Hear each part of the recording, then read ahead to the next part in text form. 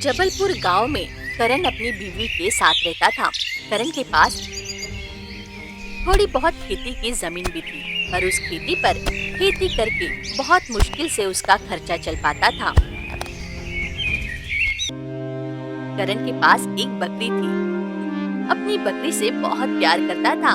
एक दिन वो अपनी पत्नी से कहता है, अब तो अपनी बकरी भी ब्याने वाली है। हाँ, अब तो बकरी भी दूध देने लगेगी। बकरी आ जाएगी तो कम से कम घर का कुछ खर्चा तो सही से चलेगा। हाँ, ये तो सही कहा तुमने। कुछ दिनों के बाद करण की बकरी एक बच्चे को जन्म देती है और उस बच्चे को देखकर करण चौंक जाता है और अपनी पत्नी से कहता है, अरे देखो ममता, इस बच्चे के दो मुंह हैं।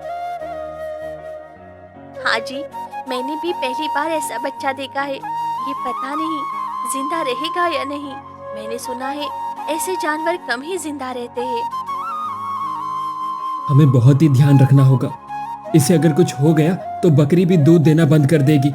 ये बात ध्यान रहे। हाँ हाँ, पहले आप किसी डॉक्टर को बुला ले आए और इस बच्ची को दिखा दो।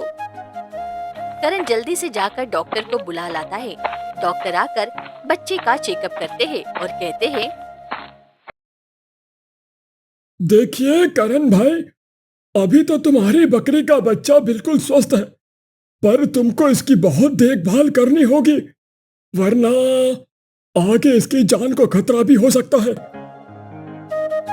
ठीक है डॉक्टर साहब।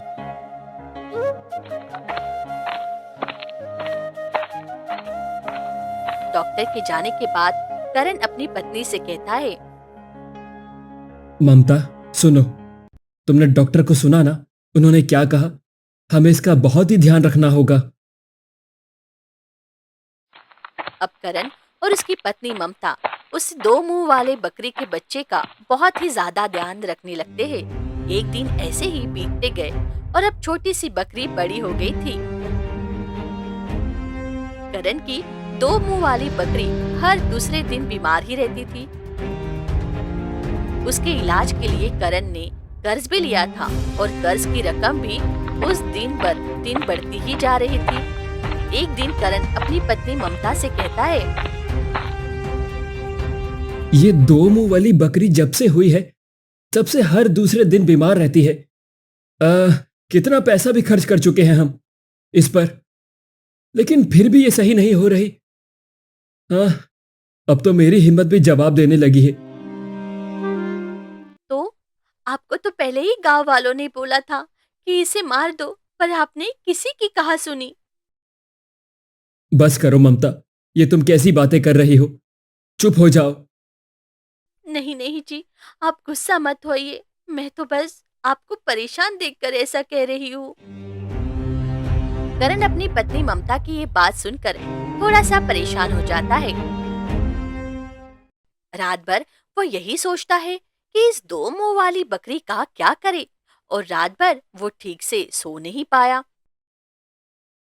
अगले दिन वो सुबह सुबह जल्दी उठकर अपनी दो मुंह वाली बकरी के पास जाता है और उस दो मुंह वाली बकरी को खोलकर अपने साथ ले जाने लगता है। तभी उसकी पत्नी ममता उसको रोककर पूछती है,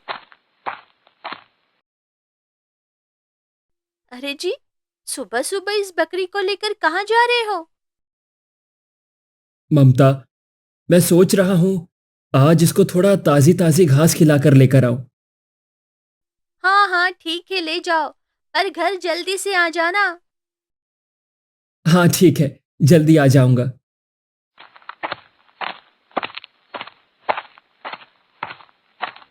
करण अपनी दो मुंह वाली बकरी को लेकर खेतों की तरफ चला जाता है। खेतों के बीच में पहुंचकर वो उसको एक पेड़ के नीचे घास खाने के लिए छोड़ देता है और वहीं पास में ही बैठ जाता है और सोचने लगता है,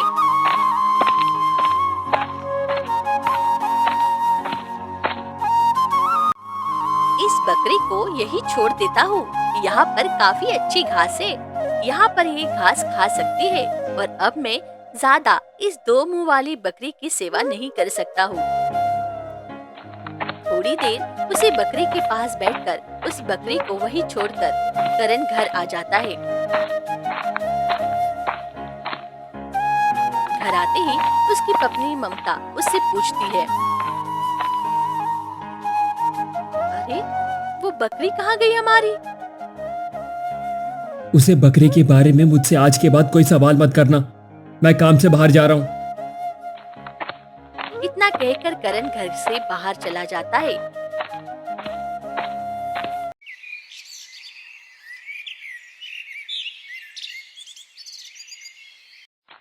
शाम को घर आकर भी करण घर के बाहर ही बैठा रहता है। उस दिन ना तो उसने खाना खाया और ना ही पानी पिया और ना किसी से कुछ बात की। वो चुपचाप बैठा अपनी उस दो मुंह वाली बकरी के बारे में ही सोचता रहा। अपनी उस दो मुंह वाली बकरी के बारे में सोच सोच कर वो बहुत ही बेचैन हो जाता है और वो जल्दी से उन्हीं खेतों की तरफ जाता है।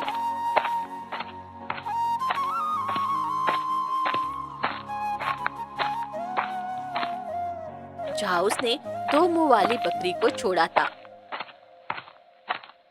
अपनी बकरी को वही खड़ा देखकर वो बहुत खुश हो जाता है और वो कहता है,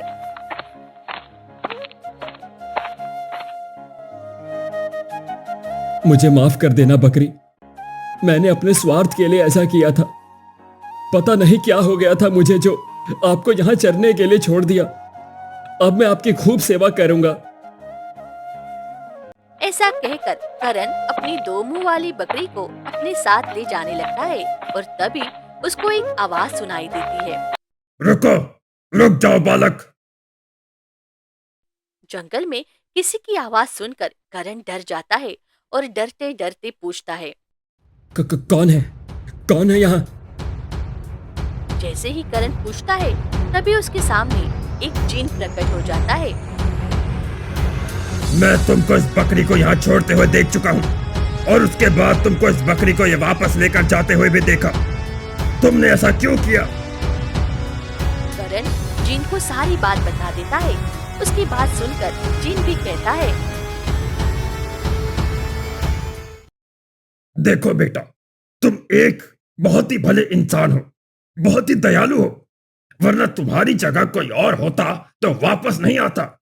तुमने वापस आकर अपने दयालु होने का प्रमाण दिया है। पर मुझे समझ में नहीं आ रहा कि मैं कैसे इसकी देखभाल करूंगा। मेरे पास तो इतना पैसा भी नहीं है। चिंता मत करो बेटा, मेरे पास तुम्हारी समस्या का समाधान है। उसके बाद जिन उस दो मुंह वाली बकरी को सोने की बकरी में बदल देता है और कहता है, ये लो बेटा, ये बकरी अब कभी भी बीमार नहीं पड़ेगी। मैंने इस दो मुंह वाली बकरी को सोने की जादुई बकरी में बदल दिया है और अब इस दो मुंह वाली बकरी के एक मुंह से सोने के सिक्के और दूसरे मुंह से चांदी के सिक्के निकलेंगे। करण जिन की बात सुनकर बहुत खुश हो जाता है और अपनी दो मुंह वाली बकरी की तरफ देखकर कहता है, क्या आप सच कह रहे हैं? मेरी दो मुंह वाली बकरी अब सोने की हो गई है। हाँ बेटा, ये सच है। आपने मुझ पर बहुत बड़ा एहसान किया है। मैं इसके इलाज पर बहुत सारे पैसे खर्च चुका हूं। मैंने बहुत सारा धन उधार लिया था। अब मैं अपना सारा कर्ज उतार दूं। इतना कहकर करण वहाँ से अपनी सोने की बकरी लेकर अपने घर चला आता है। बकरी को घर के बाहर बांधकर करण घर के अंदर जाता है और उसको देखकर उसकी पत्नी कहती है, कहाँ चले गए थे आप? मैं तो डर ही गई थी। करण अपनी पत्नी ममता को बकरी को खेतों में छोड़ने की सारी बात बताता है। उसकी बात सुनकर उसकी पत्नी ममता कहती है, अच्छा, तभी आप सुबह से चुपचाप बैठे थे और किसी से बात भी नहीं कर रहे थे। अब बताइए, कहाँ है बकरी? अरे वो कोई साधारण बकरी नहीं है। मतलब? चलो, मैं तुम्हें सोने की जादुई बकरी दिखाता हूँ। सोने की जादुई बकरी? आप क्या बोल रहे हो? करण ममता को ले जाकर अपनी सोने की बकरी दिखाता है।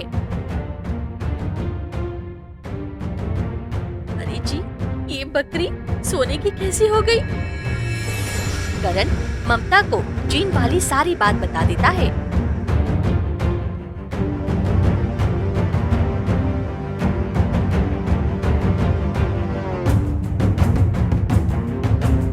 उसे सुनकर करण की पत्नी ममता बहुत खुश होती है और कहती है, अरे ये तो बहुत ही खुशी की बात है। सुनो जी, अब तो हम गरीब नहीं रहेंगे, हमारा सारा कर्ज भी उतर जाएगा। लेकिन क्या ये सच है जो आप कह रहे थे?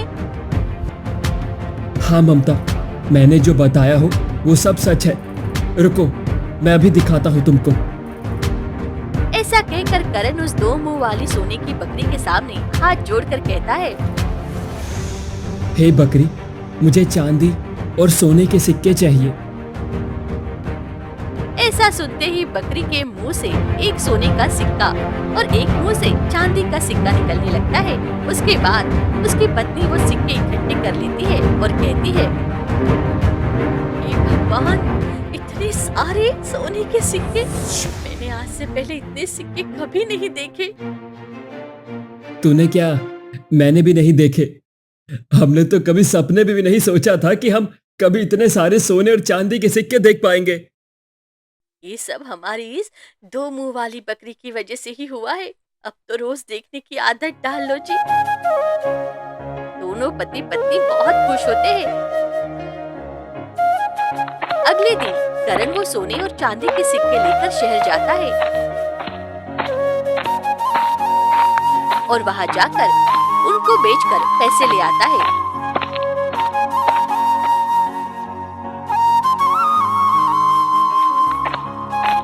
उसके बाद उसका जीवन हंसी खुशी से बीतने लगता है।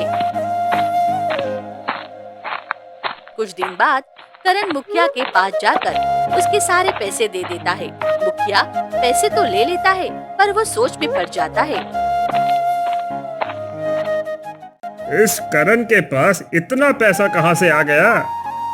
इसके पास तो पैसे थे नहीं। कुछ तो बात है, मुझे पता लगाना पड़ेगा। ऐसा सोचकर मुखिया करण के जाने के बाद अपने कुछ आदमियों को उसके पीछे भेजता है और ये पता लगाने के लिए बोलता है कि करण के पास इतने पैसे कहां से आ रहे हैं। उसके आदमी करण के पीछे पीछे उसके घर जाते हैं और करण पर नजर रखने लगते हैं। वे आदमी करण को उसकी दो मुंह वाली सोने की बकरी से सोने और चांदी के सिक्के मांगते हुए देख लेते हैं।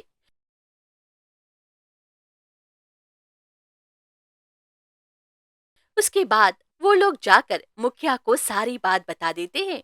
उनकी बातें सुनकर मुखिया कहता है,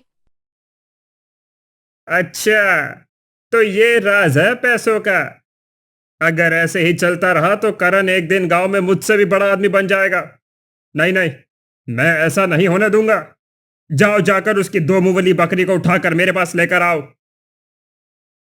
उसके आदमी रात के अंधेरे में करण के घर जाते हैं और बकरी को छुड़ाने की कोशिश करते हैं, पर वो बकरी उन लोगों को अपने सींगों से मारने लगती है।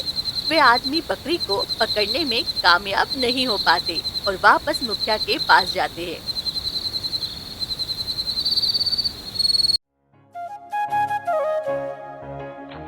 उसके बाद मुखिया उन लोगों के साथ करण के घर आता है। वहाँ जाकर वो अपने आदमियों से करण को पकड़ने के लिए कहता है और वो लोग करण को पकड़ लेते हैं और मुखिया करण को लेकर दो मुंह वाली सोने की बकरी के पास आता है और कहता है, बोल बोल, अपनी बकरी से हमें सोने और चांदी के सिक्के दे, वरना हम लोग तुझे मार डालेंगे। करण डर के मारे अपनी जादुई बकरी से कहता है, इन लोगों को सोने और चांदी के सिक्के दे दो, वरना ये लोग हमें मार डालेंगे।